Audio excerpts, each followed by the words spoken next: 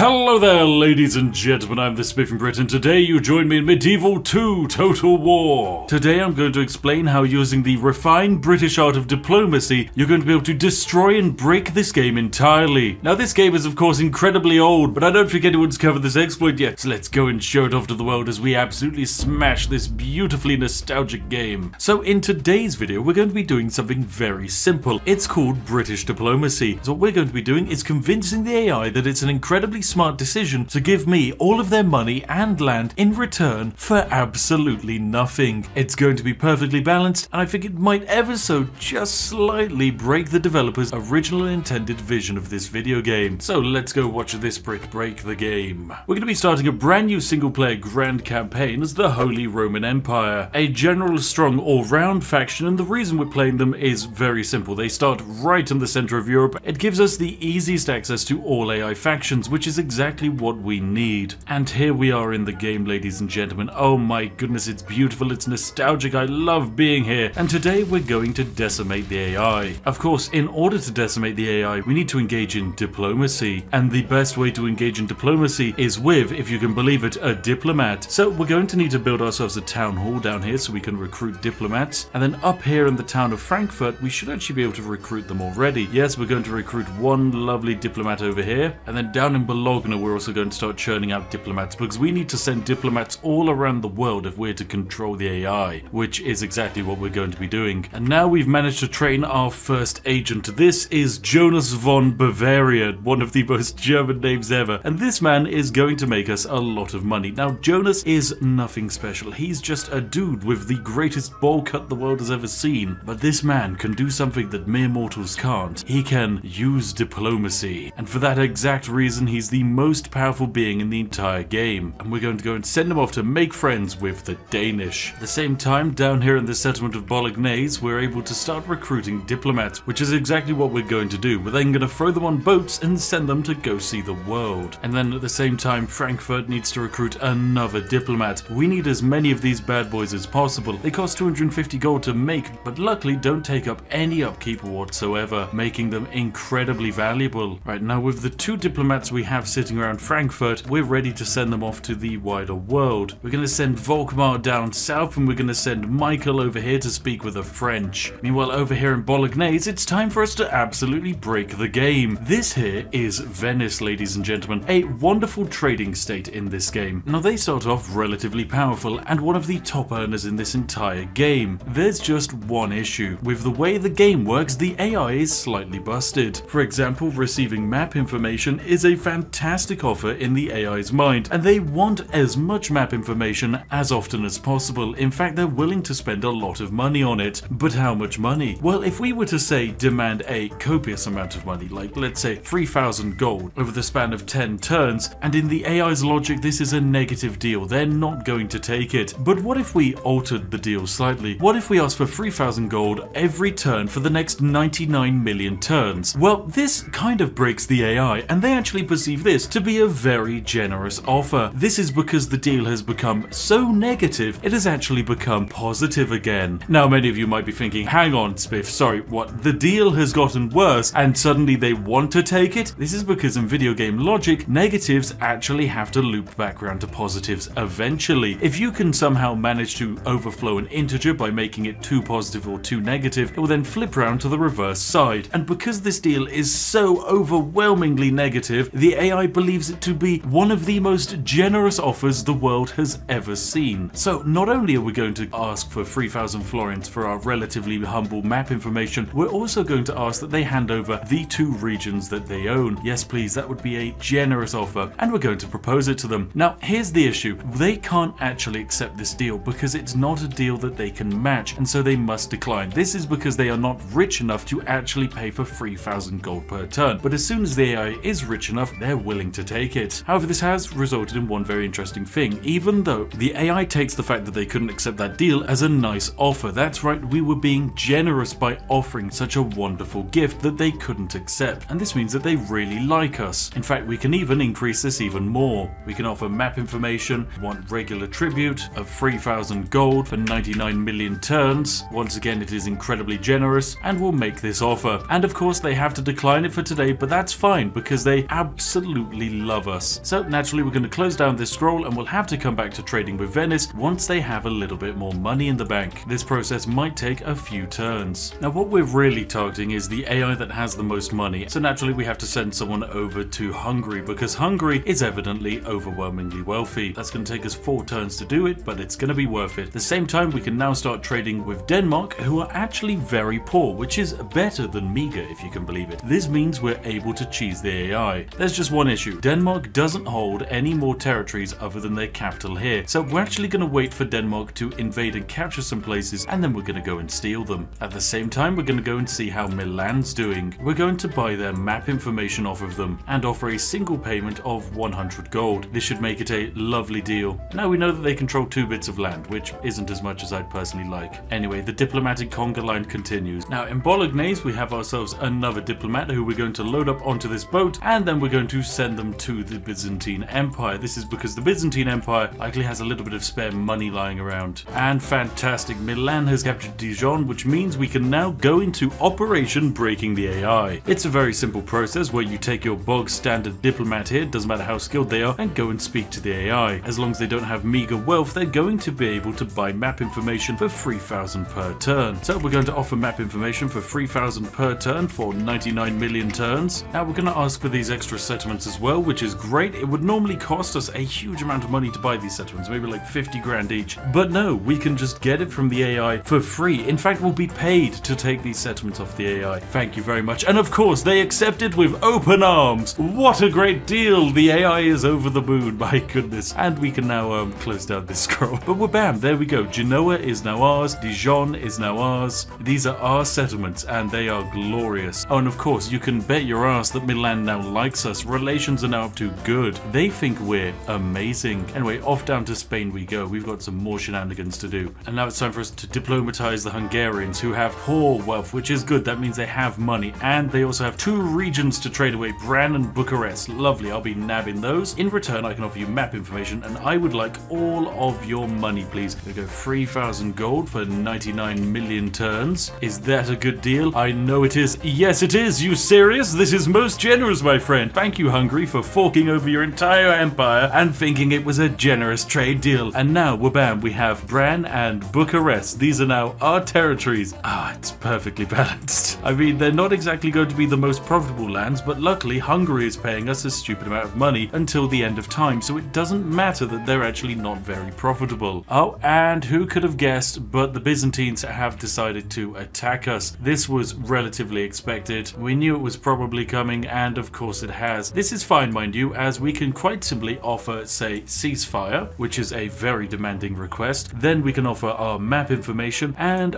request a regular tribute of 3,000 gold. This is suddenly a very generous offer, and I reckon they'd love to accept it. Sadly, they just can't quite because they don't have enough money because they're meager, which is fine. We're going to have to offer them a single payment of about 5,000 gold here. This should take up their wealth to a little bit larger. There we go. They're now very poor. Now we can offer them map information. We can demand that they become a vassal and give us all of their territories, and of course make a regular payment of 3,000 gold to the Bank of Spiff. This is all because you attacked me, remember. This is your fault. I'm a peaceful force. And wabam, the AI will happily accept being turned into a vassal and handing over their entire territory just because they attacked me. Thank you, game. Oh my god, this is so goddamn broken. I can't believe it. It's, oh, total war. This is fantastic. Right, now I'm going to do a crazy idea. I'm going to offer the AI 15,000 gold over the span of 3 turns. This, I'm hoping, is going to convince the AI that it can then afford to give me 15,000 over the span of 99 million turns, which should allow us to create a very nice profit. Hang on a second, I just proposed that I would give you money, and in turn you're going to ask for my map information for 9,450 per turn. Look, I mean,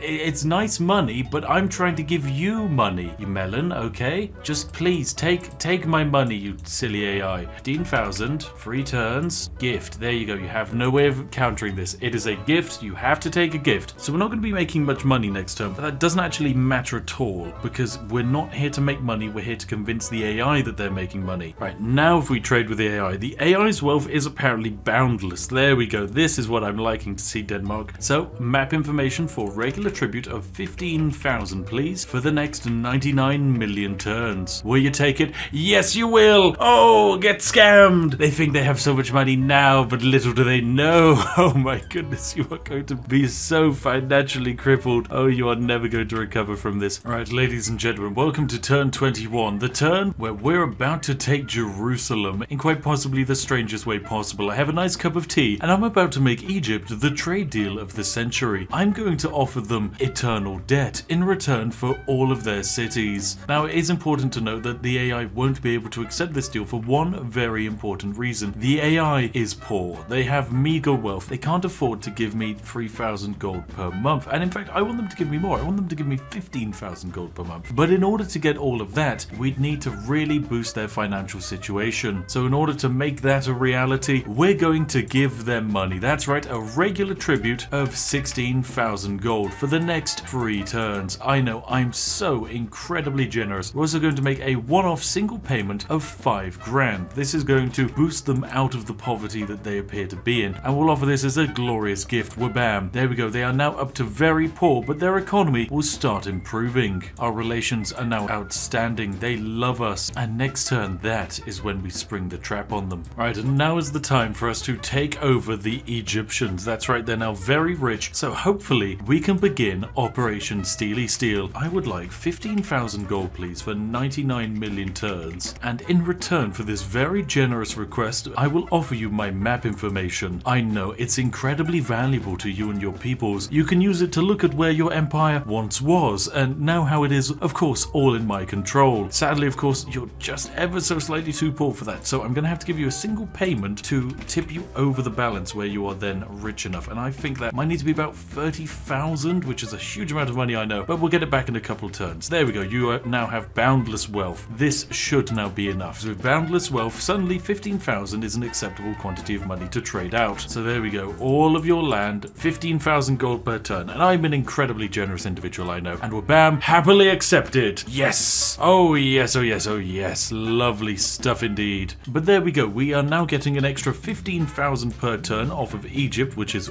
wonderful for us. Bring our total net revenue up to 81,000 gold. We are getting 30,000 gold from both Denmark and Egypt. This is fantastic. And all it took was convincing the AI that they had 15,000 to give and that they were incredibly well off. We can now repeat this process with any and all AIs. I also think I want to try bribing the Pope. The wealth we're generating now is absolutely fantastic. Our empire is absolutely astronomical in size. We have 85,000 in the bank, and I think next turn, yep, we're gonna have 140,000. This is very, very nice indeed. Look at my glorious total empire as we economically cripple the AI. If we take a look at faction wealth and take a look at, say, Denmark here, Denmark used to be an incredibly rich faction. They are now never going to have money ever again. Oh god. The same can be said about Egypt, who temporarily had 40,000 gold and now will never have money. Milan is the same. They've never had money for the entirety of the game. Venice also doesn't have any money. Byzantine Empire, no money. Hungary also has no money. This is perfect. This is glorious, and it provides us with total control because the AI can't attack us if they don't have funds. They are locked in a perpetual state of bankruptcy, which for us is exactly where we want them to be. But there we have it, ladies and gentlemen. It's turn 30 and we've pretty much won the game. The only settlement we don't control that we might want to is, say, I don't know, Rome, and we can try and offer a bribe in, but it might take a while. But it's going to take a lot of attempts before the AI